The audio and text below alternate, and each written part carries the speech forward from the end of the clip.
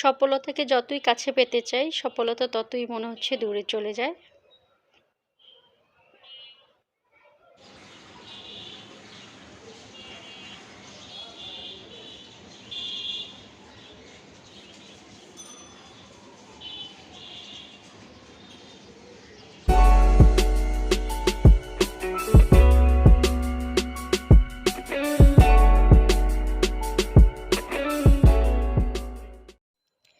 আসসালামু আলাইকুম, সবাই কেমন আছেন? আশা করছি আল্লাহর রহমতে সবাই ভালো আছেন।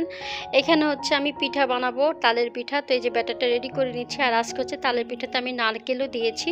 আমি আর একদিনও বানিয়েছিলাম, তাই আজকে আর ডিটেলস আপনাদের সাথে শেয়ার করলাম না। তো এই যে আমি হচ্ছে বাটিটাতে নিয়ে নিব, চুলাই করবো। আর এটা হচ্ছে আমি ওভেনে দিব, আমি একটা ওভেনে দিব আর একটা হচ্ছে চুলাই দিব। তো এখন একটু ট্যাপ করে নিচ্ছি পিঠাটা আর কি, যাতে বাতাসটা বের হয়ে যায়। তো এই যে ওভেনে যে দিয়ে দিয়েছি, ওভেনে খুব তাড়াতাড়ি হয়ে গিয়েছে। তো এই যে যেভাবে দিয়েছি ওইভাবে আর কি ফুলের মতো করে পিঠাগুলো হয়ে গিয়েছে।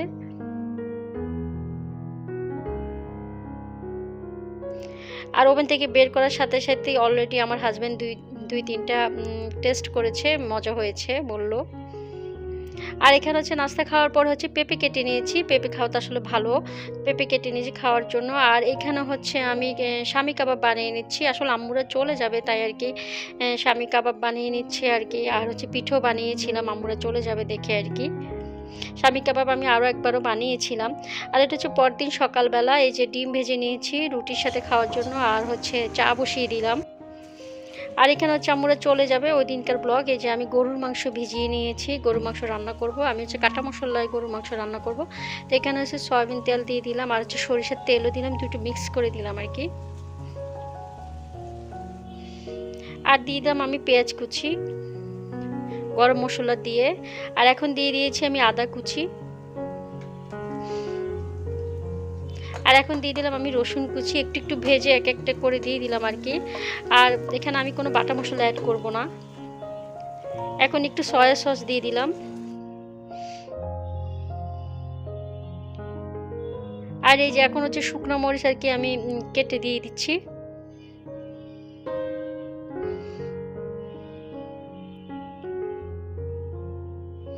এখন সামান্য পানি অ্যাড করে দিয়েছি সব মশলাগুলো ভালো করে সব সিদ্ধ হওয়ার জন্য, কাটা মশলাগুলো। আর হচ্ছে টক দই দিলাম, টক দইটা আমার প্রয়োজন করা ছিল, বের করতে মনে ছিল না তাই ওইভাবেই আর কি দিয়ে দিলাম। টক দইটা দিলে আলাদা একটা ফ্লেভার আসে। আর এখন হচ্ছে লবণ অ্যাড করে দিলাম স্বাদ মতো। আর এই যে এখন গরুর মাংসগুলো দিয়ে দিচ্ছি।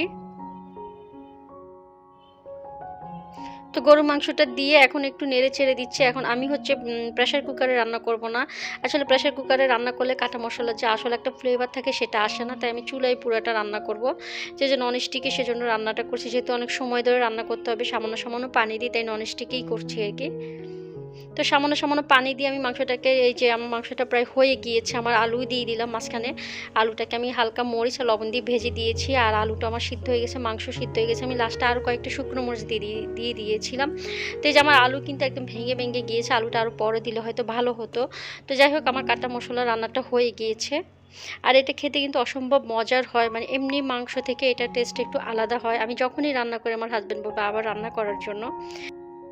আর এখানে এই যে আন্টিকে স্কুল থেকে এসেছে, আর আমার বাসায় দেখেন কীরকম আলো চলে এসেছে, সকাল হওয়া মাত্র আলো চলে আসে। তাড়াতাড়ি ফ্রেশ হয়ে নাও। এই যে আন্টিকে স্কুল থেকে আসলে কি করে, ফ্যানের নিচে আধা ঘন্টা বসে থাকে।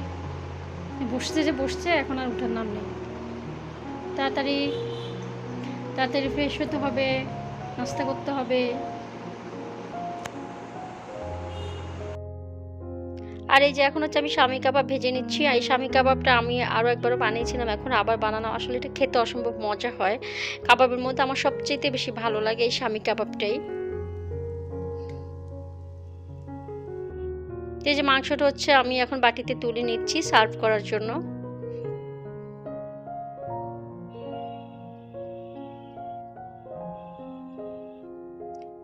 আর এখানে হচ্ছে এই যে পিঠাগুলোকে পিস করে কেটে নিয়েছি, আম্মুদেরকেও দিয়ে দিব আর কি কিছু, তাই।